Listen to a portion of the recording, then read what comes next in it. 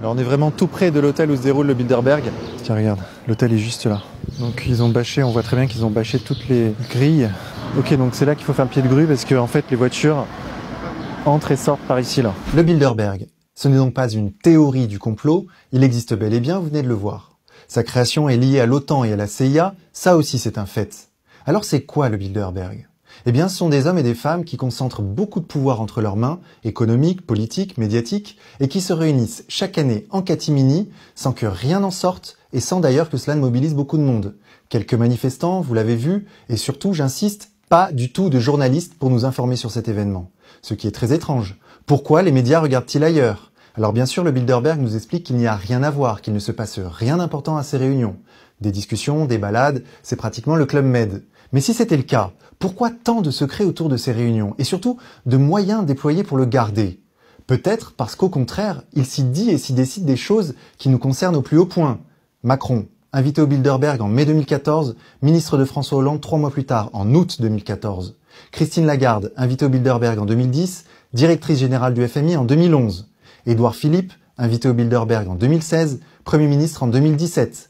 Margaret Thatcher, invité au Bilderberg en 75, Premier ministre de Grande-Bretagne en 79. Bill Clinton, invité au Bilderberg en 91, président des États-Unis en 92. Angela Merkel, invité au Bilderberg en mai 2005, chancelière d'Allemagne en novembre 2005. Plus proche de nous, Ursula von der Leyen, nommée présidente de l'Union européenne en 2019, elle était au Bilderberg cette même année. Et ce ne sont là que quelques exemples. Alors bien sûr, on pourra dire que ce sont des coïncidences. C'est un pur hasard si des individus accèdent aux plus hautes fonctions juste après avoir rencontré les hommes d'affaires, les journalistes, les hommes et femmes politiques parmi les plus puissants du monde. Bien sûr, pourquoi pas ? Il n'y a peut-être pas de lien de causalité, et peut-être qu'ils ne font que boire le thé et faire du tricot. Mais peut-être pas. Peut-être, et ce n'est qu'une hypothèse, que nos dirigeants s'organisent tout simplement pour se maintenir au pouvoir et pour que leur ligne politique se perpétue. Une ligne atlantiste, néolibérale, pro-européenne. Peut-être que lors de ces réunions d'où rien ne filtre, ils se rencontrent, planifient leur maintien au pouvoir et se cooptent. Est-ce si aberrant que cela ? Est-ce complotiste que de dire cela ? Moi je pense que c'est croire le contraire qui est aberrant. Croire qu'ils laissent à la chance le soin de décider de la continuité de leur politique. Croire qu'ils ne sont pas stratèges et qu'ils ne se parlent pas en coulisses. Croire qu'il n'y a pas de réseau et de magouille. Ça c'est une hypothèse extravagante. Il n'y a pas de réunion d'hommes et de femmes puissants qui ne nous concernent pas. Ça n'existe pas parce qu'il n'y a pas de réunion d'hommes et de femmes puissants où il ne se décide rien, où il ne se passe rien.